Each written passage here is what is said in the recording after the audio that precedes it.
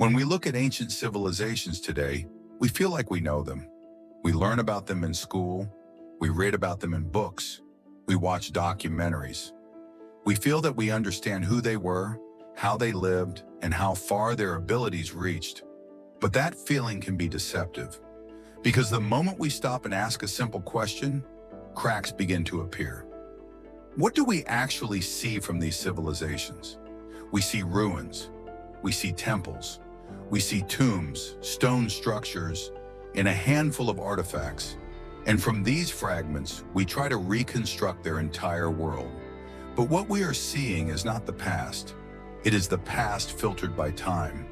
We only see what managed to survive thousands of years of erosion, rain, frost, earthquakes, and human activity. And that is a crucial difference we often forget. Take ancient Egypt as an example. When we imagine it, we see pyramids, temples, and obelisks. Monumental stone structures that make it feel like the entire civilization was obsessed with gods, death, and eternity.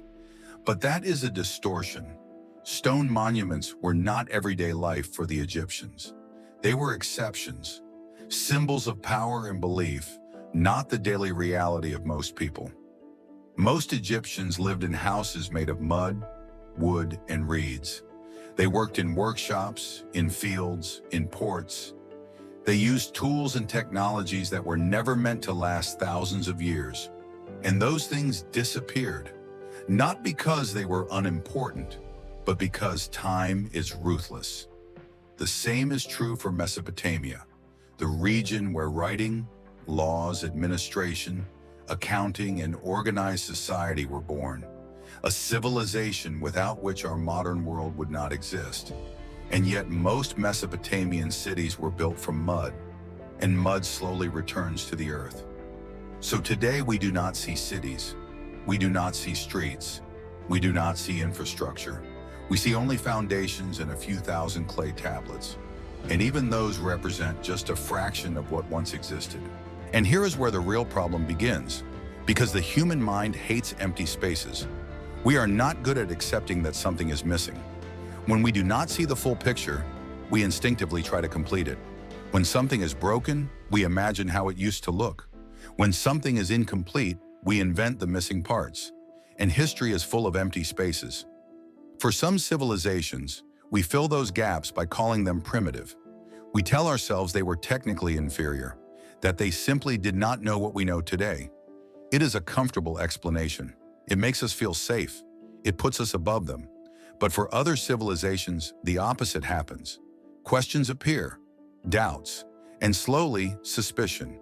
Because some ruins do not feel simple. Some structures do not feel random. Some constructions still feel strange, even today. There is a large group of people who believe that ancient civilizations were far more advanced than official history admits, that they possessed knowledge or technologies that were later lost.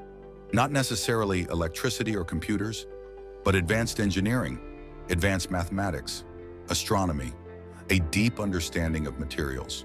These ideas do not appear by accident. They appear when we look at structures that still feel shocking today. Massive stone blocks cut with extreme precision, structures that survived thousands of years, astronomical alignments that suggest deep knowledge of the sky, and people ask the same question again and again: how did they do it? Official history gives a sober answer: human skill, organization, time, experience. And in many cases, this answer is probably correct. But for some people, it is not enough. Because when you see the result, but you do not see the process, doubt begins to grow. And where doubt appears, other explanations begin to form. That is where alternative theories are born. That is where speculation starts. And that is where conspiracies slowly take shape.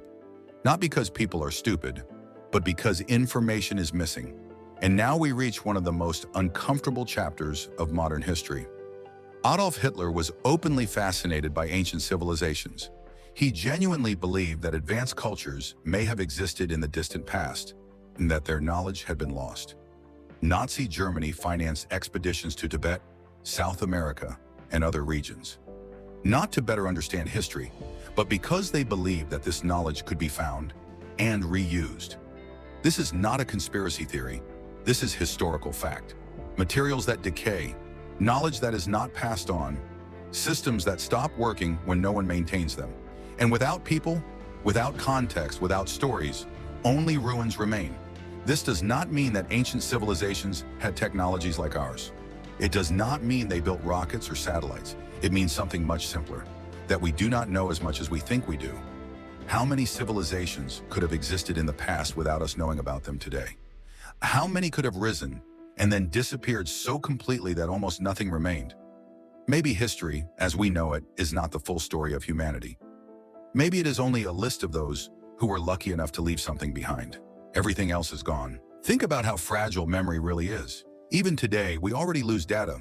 Archives disappear, formats become unreadable, entire parts of our digital history quietly vanish every single year.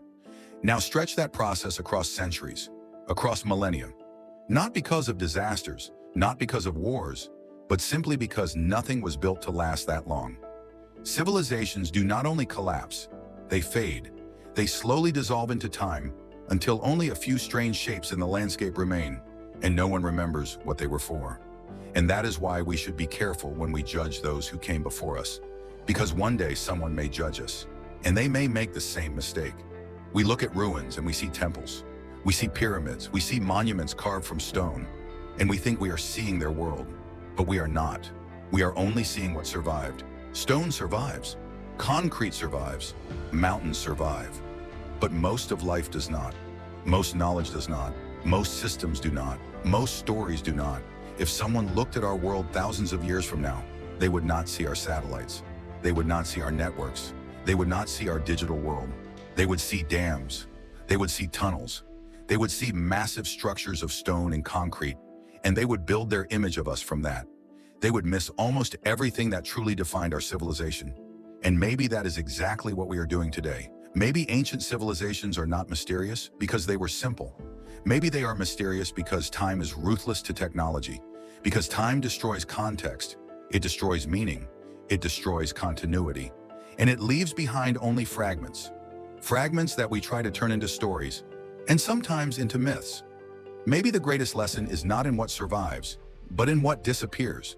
Because time does not only erase buildings, it erases worlds. And one day, we may become just another layer in the ground, another faint trace in stone, another silence in history. When that happens, it will not matter what we thought about ourselves. It will only matter what managed to survive time. Thank you for watching. If you enjoy videos like this, consider subscribing and supporting the channel with a like. See you next time.